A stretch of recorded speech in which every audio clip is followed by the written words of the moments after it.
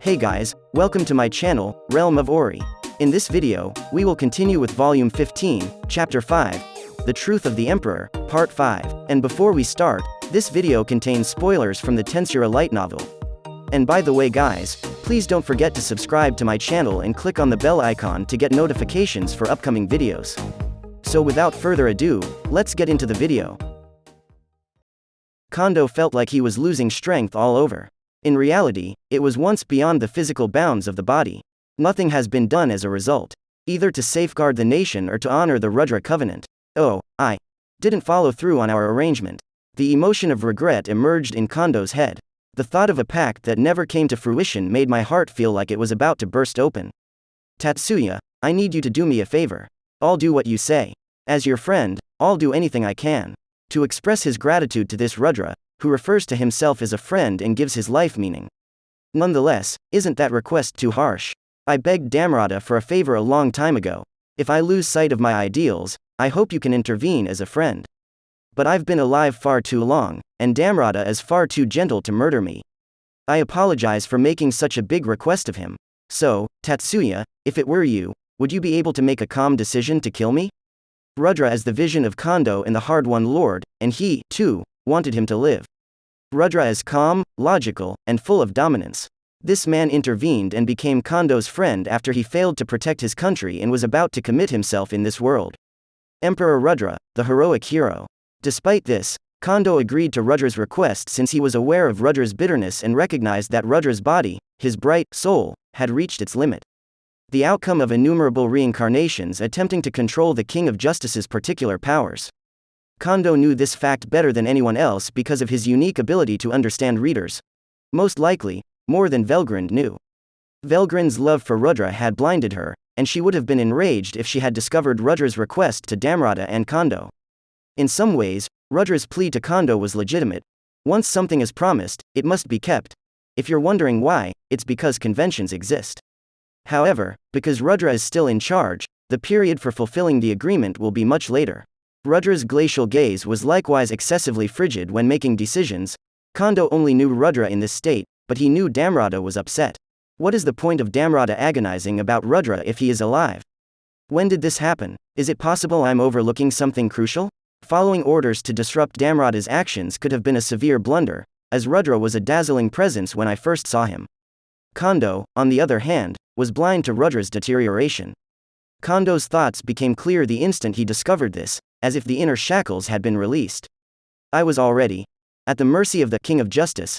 What a wuss.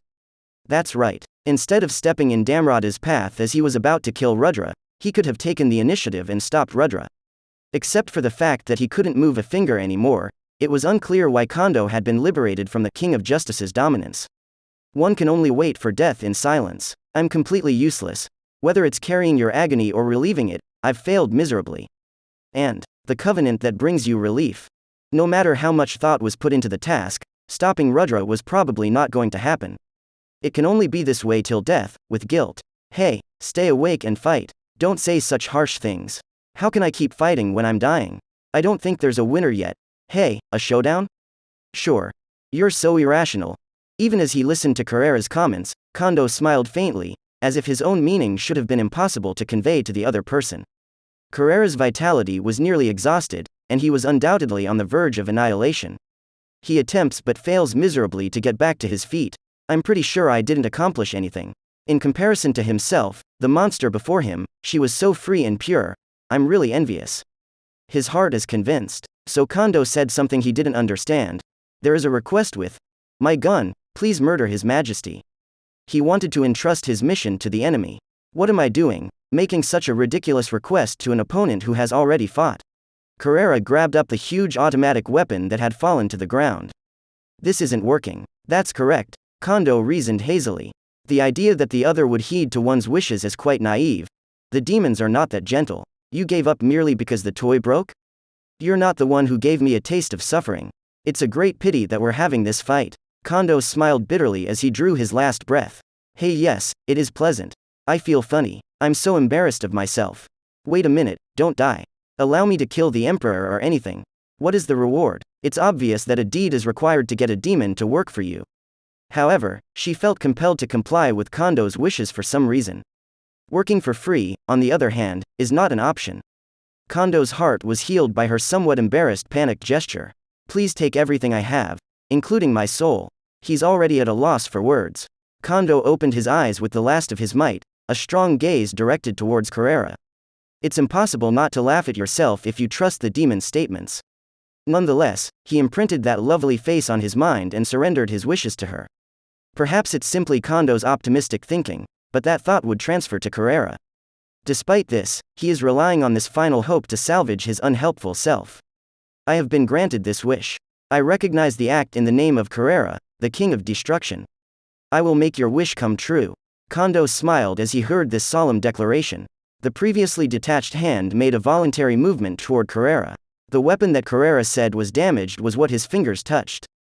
The big Southern-style automatic pistol bloomed with a golden radiance the instant Kondo's fingers made contact, soaked in Kondo's strength, and the substance of the pistol gradually changed to mythological quality.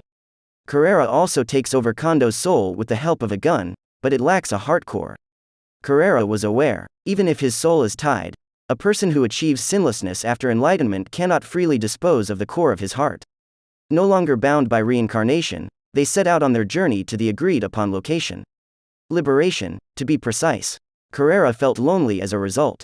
That won't be much fun. It's unusual to come across such a tenacious foe.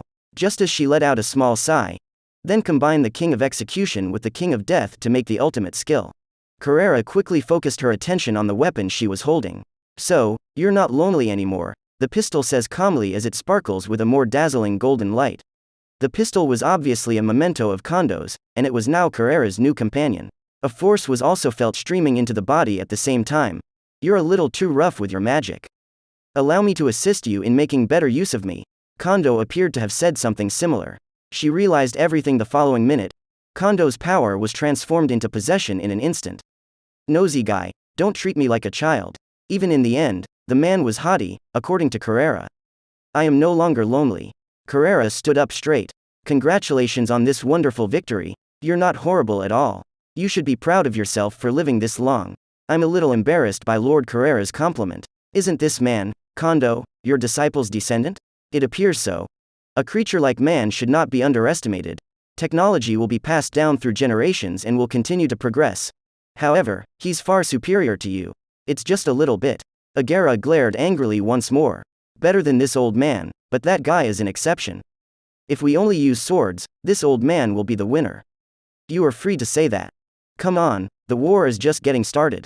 Carrera strode out with his typical bold smile. Whoever dares to stand in front of us, may his bones be carved with fear. Carrera was trailed by Agera. The adversary survives. And, first and foremost, the promise must be kept.